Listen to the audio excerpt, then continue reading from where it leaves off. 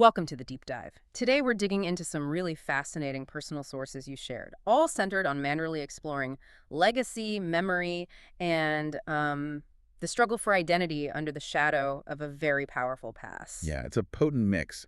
And the sources immediately set the stage with Manderley itself, that grand Gothic estate. There's this striking contrast right away. You mean the dream versus reality? Exactly. Yeah. In the dream, it's all perfect symmetry, idealized. But then the actual drive up, it's described as a choked wilderness. The garden's basically gone wild, obeying the jungle law. That contrast is stark, the perfect image versus this untamed, almost dangerous reality. It really sets up what we're trying to do here, doesn't it? It absolutely does. Our mission really is to unpack this intense three-way psychological battle. Between the new bride, who's incredibly shy, Her very mysterious husband, Maxim. and well, the ghost of the first wife, Rebecca, who isn't really a ghost but feels like one. Right. A ghost that's almost institutionalized within Manderley. We need to look at the specific details in the text, the ones that show what's truly at stake in this marriage and how the new Mrs. de Winter finds herself.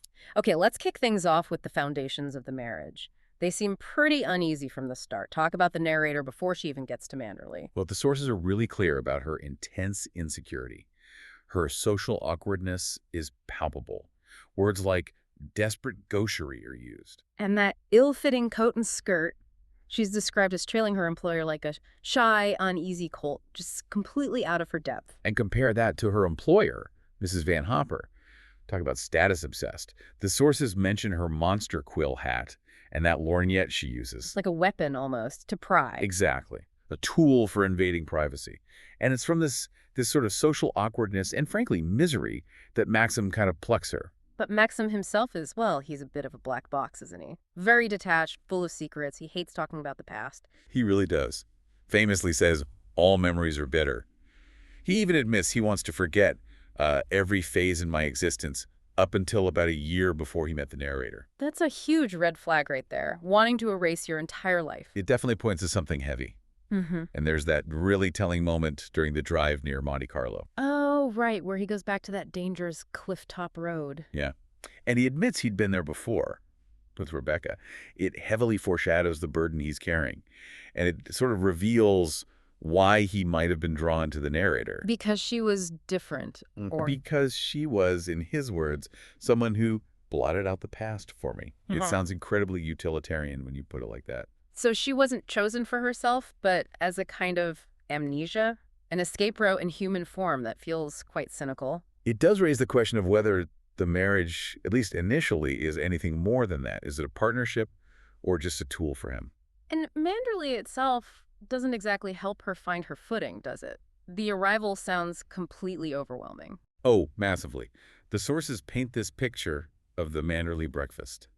Just a sheer amount of food. Enough for a dozen people daily. And she immediately feels inadequate, like she doesn't belong, doesn't know the rules. Yes, and she feels she has to hide any mistake, like breaking that little China Cupid.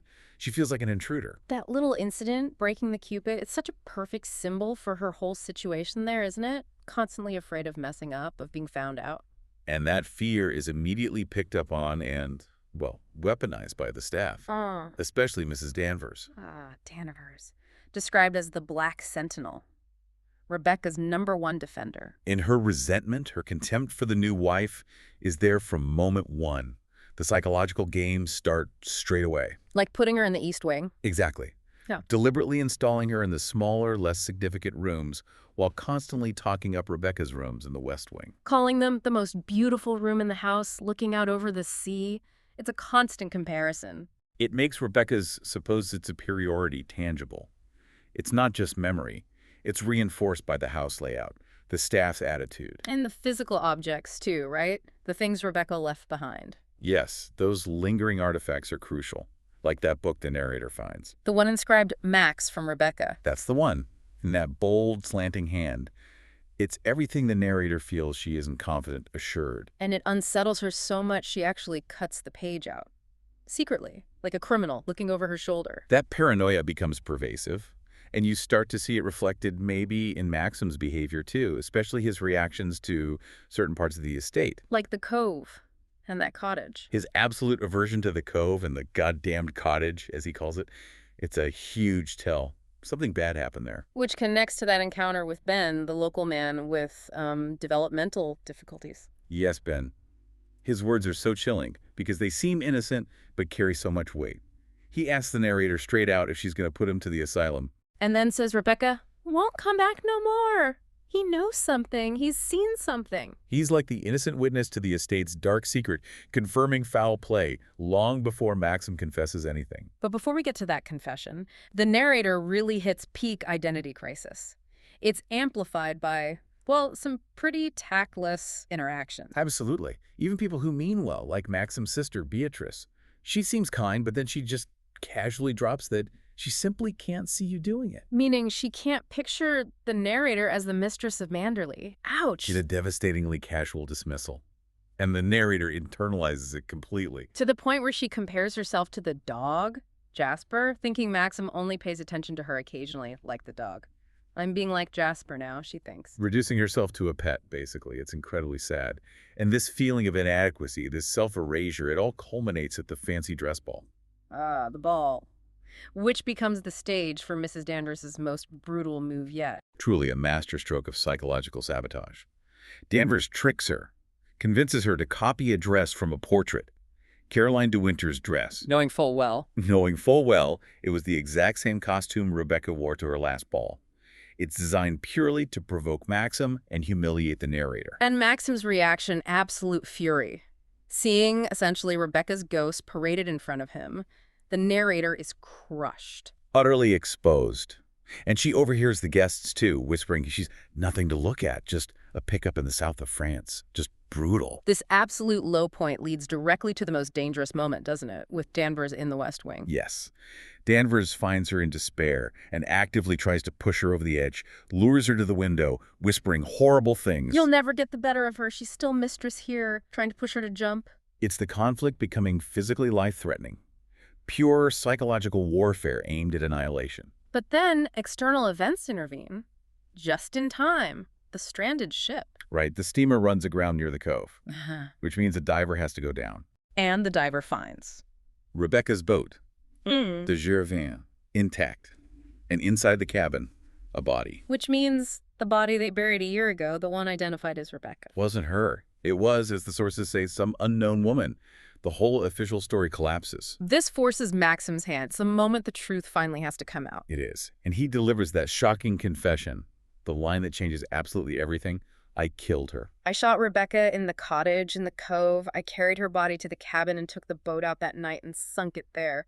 Just lays it all bare. And this is the real aha moment for the narrator. The moment the myth of perfect Rebecca is utterly destroyed. What's so striking is her reaction. It's not horror, is it? It's relief. Yes. She realizes in that instant that Maxim never loved Rebecca, and she feels her heart become light like a feather. It's an incredibly dark twist, finding liberation in his crime. Because the rival, the perfect, unattainable rival, is gone, replaced by the truth of her murderer husband. And Maxim then fills in the blanks. He reveals the marriage was a sham, a shabby, sordid farce. Rebecca was brilliant, yes, but also cruel. She despised all men. And she used Manderley, manipulated Maxim into keeping up appearances because of Manderley, even tried to seduce his loyal agent, Frank Crawley. So the whole picture shifts. He didn't kill a beloved wife. He killed someone who was making his life hell and threatening the one thing he truly valued. Which is Manderley itself. The legal side then starts to catch up, revealing the physical proof. Right, the inquest. The boat builder, James Tabb, gives that crucial testimony. Yeah. About the boat having 3 holes hammered through her bottom and the seacocks being open. Proving it wasn't an accident, it was deliberately sunk, scuttled, murder. This ups the stakes again, leading to the blackmail attempt by Rebecca's cousin, Jack Favell. He claims Maxim was jealous, tries to extort him, but his plan kind of falls apart. It does. Partly because his supposed witness, Ben. Poor Ben just panics, screams about not wanting to go to the asylum. He denies seeing anything useful. Favell's leverage disappears. So now it all comes down to motive. Why did Maxim kill her, if not simple jealousy? And the final, crucial secret comes out, ironically, thanks to Mrs. Danvers. Yes, she mentions Rebecca's secret appointment in London. With a Dr. Baker, they track him down. And Baker confirms Rebecca came to see him, but using a false name. Using Mrs. Danvers as her name. And his diagnosis is the final piece that shatters the Rebecca myth completely. She was ill, terminally ill. With advanced cancer. She only had months left and would soon be in constant, terrible pain. And crucially, the doctor confirms she could never have had a child. Never have had a child. That's vital, because it reveals Rebecca's final, desperate act of malice. Exactly. Knowing she was dying, she wanted to go out with Maxim destruction. She deliberately goaded Maxim. How? By telling him she was pregnant. Yes, Oh. pregnant by Fievel. Knowing it was a lie, the doctor's evidence now proves. She told Maxim he could never prove the child wasn't his. And because Manderley's was entailed. Her supposedly illegitimate son would inherit everything. Maxim's beloved Manderley would go to the son of her lover. It was the ultimate revenge. So he shot her to stop that from happening, to protect Manderley. That was the final trigger. And Colonel Julian, the magistrate, once he understands this, the terminal illness, the fabricated pregnancy, he sees a path to accepting the suicide verdict. It provides a plausible motive for her wanting death, perhaps even provoking it. So Maxim and the narrator essentially get away with it. They drive away from Manderley. And that final drive is so important for the narrator's transformation. The sources show her finally taking charge. She's no longer passive. She's giving orders, telling Mrs. Danvers to clear away dead flowers, demanding hot food. It symbolizes her shift.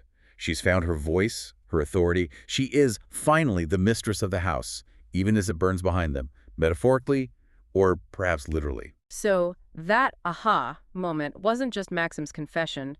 It was the realization that Rebecca's power came from a myth, a lie, sustained partly by her illness. Well, The narrator could only step into her own identity once that myth was destroyed by reality. exactly. The greatest obstacle wasn't really a rival in love. It was the complex situation created by Rebecca's illness and her manipulative response to it. The narrator's self-discovery, her finding love and identity, it's inextricably linked to uncovering that truth. The true horror of Manderley then wasn't a supernatural ghost. It was the very human act of maintaining a beautiful, destructive lie. And the darkest irony. Maxim's crime, his act of violence born of desperation, is what ultimately allows for the only real, albeit deeply complicated love he seems to have known. His confession creates their bond. Which leaves us with a really provocative thought for you, the listener. The new Mrs. de Winter finds her strength, her identity, and Maxim's devotion through his murder confession and Rebecca's fatal illness. Was the destruction of Rebecca's flawless memory and the violence that entailed actually necessary for her to finally claim her place, her husband, and Manderley? Something to think about until our next deep dive.